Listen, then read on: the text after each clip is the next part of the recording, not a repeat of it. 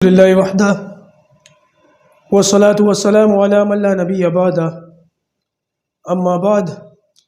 أعوذ بالله من الشيطان الرجيم بسم الله الرحمن الرحيم قل أعوذ برب الفلق من شر ما خلق ومن شر غاسق إذا وقب ومن شر النفاثات في العقد ومن شر حاسد إذا حسد صدق اللہ العظیم اللہم صلی علی محمد وعلی آل محمد کما صلیت علی ابراہیم وعلی آل ابراہیم انکا حمید مجید اللہم بارک علی محمد وعلی آل محمد کما بارکت علی ابراہیم وعلی آل ابراہیم انکا حمید مجید۔ میں امید کرتا ہوں کہ آپ تمام ساتھی خیر و عافیت سے ہوں گے۔ الحمدللہ یہ ہمارا رمضان قرآن کورس ہے۔ اس کے اندر اب تک 5 نشستوں میں 2 صورتوں کا مکمل ترجمہ ہمارے سامنے آ گیا ہے۔ اللہ پاک قبول فرمائے، آخرت میں ذخیرہ بنائے۔ میرا کہنا اور آپ کا سننا اللہ تعالی ہمارے لیے آخرت میں نجات کا ذریعہ بنائے۔ دیکھیے، آج سے انشاءاللہ سورہ فلق کا آغاز کریں گے، اور میری کوشش یہ رہے گی کہ رمضان کی یعنی کہ عید الفطر کا جو ایک دن پہلے کا ہوتا ہے، چاند رات کا جو دن ہے، تب تک میں ان تمام صورتوں کا ترجمہ آپ کے سامنے مکمل کر دوں۔ تمام سے مراد علم تری کیف تک جو آخر کی 10 صورتیں ہیں، اور سورۃ فاتحہ کو اگر اس میں ساتھ میں شامل کر لیا گیا تو یہ 11 صورتیں بن جاتی ہیں انشاءاللہ عز و جل۔ میری کوشش یہ رہے گی بیچ میں کسی قسم کی ناغہ نہ ہو، اور قرآن کا یہ ترجمہ مکمل طور پر آپ کے سامنے آ جائے، اگرچہ مختصر ہی صحیح، یہ 7 8 10 صورتیں ہی صحیح۔ انشاءاللہ اللہ نے موقع دیا تو پھر آگے اور بھی ترجمہ دیکھیں گے، اور بھی صورتوں کا ترجمہ دیکھیں گے۔ رمضان کے بعد اگر محسوس ہوا کہ دلچسپی ہے اور ضرورت بھی ہے، اگرچہ ضرورت تو ہے، بس یہ ہے کہ یہ ضرورت محسوس ہو جائے، تو انشاءاللہ عز و جل اس سلسلے کو ہم عید کے بعد بھی جاری کر لیں گے۔ بہرحال آج سے سورہ فلق کا آغاز ہوتا ہے۔ میں نے جو سورت آپ کے سامنے تلاوت کی، اس کا نام ہے سورہ فلق، مکی سورت ہے۔ اس میں 5 آیتیں ہیں اور 1 رکوع ہے۔ نزول کے اعتبار سے یہ سورت بھی سورہ ناس کے ساتھ نازل ہوئی تھی۔ میں آپ کے سامنے عرض کر چکا ہوں، 2 حدیثیں یاد دہانی کے طور پر دوبارہ سن لیجئے۔ ایک صحابی فرماتے ہیں کہ نبی کریم صلی اللہ علیہ وسلم زندگی میں کئی معمول فرمایا کرتے تھے۔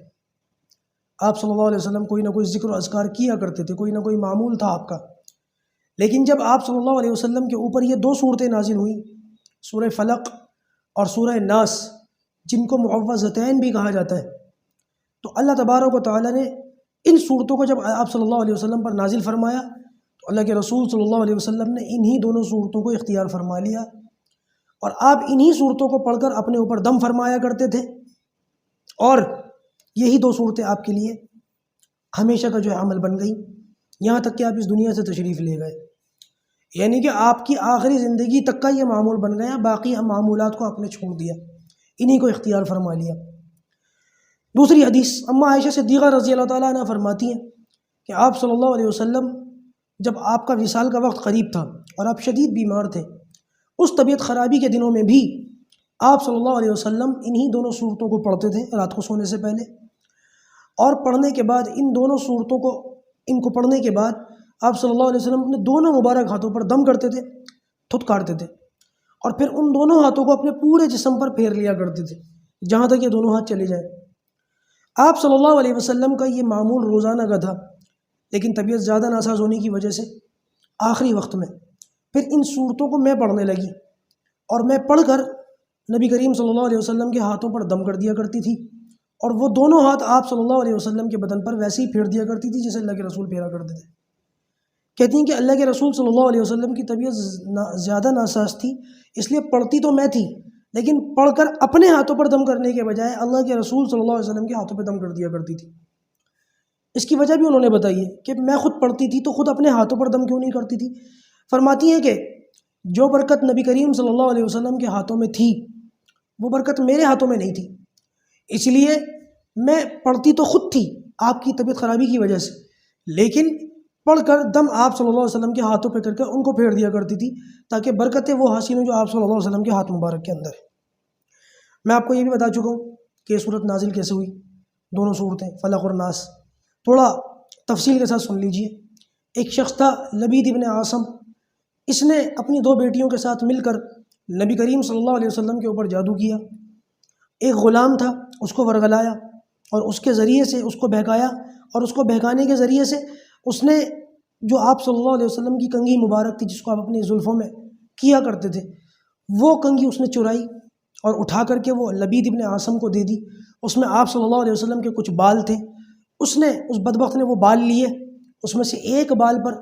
آپ صلی اللہ علیہ وسلم کی جو زلف مبارک تھی اس میں سوئیاں پروئیں، 11 گرہیں لگائیں، ہر گرہ کے اندر ایک سوئی پروئی گئی، اس کے اوپر جادو اور تنتر منتر اور ٹونے ٹوٹکے کے منتر وغیرہ پڑھ کے اس پر پھونک مارا گیا، گرہوں میں پھونکیں ماری گئیں، اور اس کو اٹھا کر ایک کھجور کے پتے میں لپیٹ کر ایک کوئی کنواں تھا وہاں لے جا کر کے کسی پتھر کے نیچے دفن کر دیا۔ یہ اس کے جادو کرنے کا طریقہ تھا۔ اس جادو میں اس کے ساتھ اس کی 2 بیٹیاں بھی شریک تھیں۔ آپ صلی اللہ علیہ وسلم پر اس جادو کا اثر بھی ہوا تھا۔ میں بتا چکا ہوں کہ آپ صلی اللہ علیہ وسلم پر جب اس جادو کا اثر ہوا تو بعض کام جو نہیں کیے تھے یا کر لیے تھے اس کا اپوزٹ محسوس ہوتا تھا کہ رسول کو کھانا وغیرہ نہیں کھایا اور لگتا تھا کہ کھا لیا، یا کھا لیا اور نہیں لگتا تھا کہ نہیں کھایا۔ اس قسم کی باتیں آپ صلی اللہ علیہ وسلم کے ساتھ ہونے لگیں۔ اچھا جی، علماء کا خیال تو یہ ہے کہ آپ صلی اللہ علیہ وسلم پر جادو تو ہوا تھا اور اس کے اثر سے اللہ کے رسول کچھ پریشان بھی ہوئے، لیکن بعض علماء کا خیال یہ ہے کہ آپ صلی اللہ علیہ وسلم پر جادو نہیں ہوا تھا، بلکہ جادو ہو بھی نہیں سکتا۔ کیوں؟ اس لیے کہ اگر نبی کریم صلی اللہ علیہ وسلم پر جادو ہو جائے اور اس کو تصور کر لیا جائے کہ ہاں آپ پر جادو ہوا تھا، مان لیا جائے اس بات کو، تو اس کا مطلب یہ ہے کہ جادو کے اثر سے انسان کبھی کبھی کچھ غلط بات بھی بولتا ہے زبان سے۔ تو آپ صلی اللہ علیہ وسلم نے اگر جادو مان لیا ہم نے کہ آپ پر جادو ہوا ہے، تو اس جادو کے اثر میں اگر کوئی بات زبان سے نکلی ہے جو نبوت کی بہت بڑی ذمہ داری ہے، پھر کیسے اعتماد کر لیا جائے کہ آپ صلی اللہ علیہ وسلم کی زبان مبارک سے جو بات نکلی ہے وہ صحیح ہے یا وہ جادو کے اثر سے نکل رہی ہے؟ پھر تو نبوت کی ذمہ داریوں پر اثر پڑنا شروع ہو جائے گا۔ کون سا کلام صحیح ہے اور کون سا کلام صحیح نہیں ہے، اس میں کیسے فرق کیا جائے گا؟ اس لیے بہت سے علماء کا خیال یہ ہے کہ آپ صلی اللہ علیہ وسلم پر جادو نہیں ہوا، لیکن صحیح بات یہ ہے کہ جادو آپ صلی اللہ علیہ وسلم پر ہوا تھا، اور اس جادو کا اثر آپ صلی اللہ علیہ وسلم کی نبوت کی جو ذمہ داریاں ان پر نہیں ہوا تھا، بلکہ جو بشری صحت تھی، انسانی صحت، انسانی طبیعت، اس کے اوپر اس کا اثر ہوا تھا۔ اور آپ صلی اللہ علیہ وسلم نے پھر اس کا، کیونکہ یہ دونوں صورتیں نازل ہوئیں، پھر ان دونوں صورتوں کو پڑھ کر آپ صلی اللہ علیہ وسلم نے خود اپنا علاج فرمایا۔ تو 2 چیزیں تھیں، ایک نبوت کی ذمہ داری اور ایک بشری صحت۔ تو لہٰذا جو بشری صحت تھی، بشری انسانی طبیعت تھی، انسانی تقاضے تھے، اس پر تو جادو کا اثر ہوا، لیکن جو نبوت کی ذمہ داریاں تھیں اس پر اس کا کوئی اثر نہیں ہوا، ہو بھی نہیں سکتا تھا، اللہ تعالیٰ نے اس کو محفوظ رکھا۔ آپ صلی اللہ علیہ وسلم نے اس جادو کا علاج ان دونوں صورتوں کو پڑھنے سے کیا۔ وہ طریقہ بھی میں بعد میں بتاؤں گا کہ وہ پورا پروسیجر کیا تھا۔ آپ لوگوں سے بھی میں درخواست کرتا ہوں کہ اگر کسی کے بارے میں یہ شک ہو،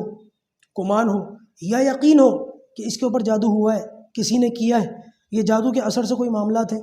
تو آپ ادھر ادھر جانے کے بجائے ان دونوں صورتوں کو ہی اختیار کیا کریں اور ویسے ہی علاج کیا کریں جیسے نبی کریم صلی اللہ علیہ وسلم نے اپنا علاج فرمایا تھا۔ لہٰذا اس طریقے سے علاج کریں گے، بہت فائدہ ہوگا، بڑا نفع ہوگا۔ فرمایا قل اعوذ برب الفلق، آپ کہہ دیجئے کہ میں پناہ مانگتا ہوں صبح کے رب کی۔ فلق صبح کو کہتے ہیں، ویسے اس کے لغوی معنی تو کچھ اور ہے۔ لغوی معنی جو پھاڑنے کے ہیں، فلق پھاڑنے کے، فلق کے معنی پھاڑنا۔ دیکھیے سب سے پہلے اس میں دیکھ لیجیے کہ یہ کہا گیا کہ میں پناہ مانگتا ہوں صبح کے رب کی، تو پناہ کس سے مانگی جائے گی؟ پناہ صرف اللہ ہی کی مانگی جائے گی۔ دنیا کے اندر جتنی طاقتیں ہیں، چاہے وہ فرشتے ہوں، جنات ہوں، نبی ہو، علماء ہوں، متقی ہوں، بزرگان دین ہوں، کوئی بھی ہو، ان لوگوں کی پناہ نہیں مانگی جائے گی، بلکہ جن جن چیزوں کی یہاں پر پرستش ہوتی ہے، پوجا ہوتی ہے، عبادت ہوتی ہے، سجدہ کیا جاتا ہے، جس کو بھی اللہ تعالیٰ کے ساتھ شریک کیا جاتا ہے، اس میں سے بھی کسی کی بھی پناہ نہیں مانگی جائے گی۔ پناہ صرف اور صرف اللہ کی مانگی جائے گی، اللہ ہی ہے جو پناہ دے سکتا ہے۔ فرمایا فلق، اس پھاڑنے والے رب کی۔ دیکھیے بہت سی ایسی چیزیں ہیں جب وہ پھٹتی ہیں تو ان میں سے کچھ نہ کچھ نکلتا ہے، جیسے مثال کے طور پر دانہ پھٹتا ہے تو اس میں سے کونپل نکلتی ہے، گٹھلی پھٹتی ہے تو اس میں سے پھل نکلتا ہے، زمین پھٹتی ہے تو اس میں سے پیڑ پودے نکلتے ہیں، اسی طریقے سے جب پہاڑ پھٹتا ہے تو اس میں سے پانی نکلتا ہے، اور ایسے ہی جب رات کا اندھیرا پھٹتا ہے تو اس میں سے صبح نکلتی ہے۔ تو اس کے لغوی معنی پھٹنے کے ہیں، لیکن اصطلاح میں، شرعی اصطلاح میں اس کو صبح پر تعبیر کیا گیا ہے کہ صبح کے رب کی، جب اندھیرا چھٹتا ہے اور صبح ہوتی ہے، اندھیرے میں سے وہ روشنی نکالتا ہے، اس رب کی جو ہے میں پناہ مانگتا ہوں جو اندھیرے میں سے روشنی کو نکالتا ہے پھاڑ کر۔ بہرحال یہ ایک آیت کا مختصراً ترجمہ آپ کے سامنے میں نے رکھا، انشاءاللہ عز و جل اس کا جو باقی کا خلاصہ ہے سورہ فلق کا، یہ آپ کے سامنے اگلی نشستوں میں آپ کے سامنے عرض کروں گا۔ جو کہا گیا سنا گیا، اللہ پاک ہمیں اس پر عمل کرنے کی توفیق عطا فرمائے۔ السلام علیکم ورحمۃ اللہ وبرکاتہ۔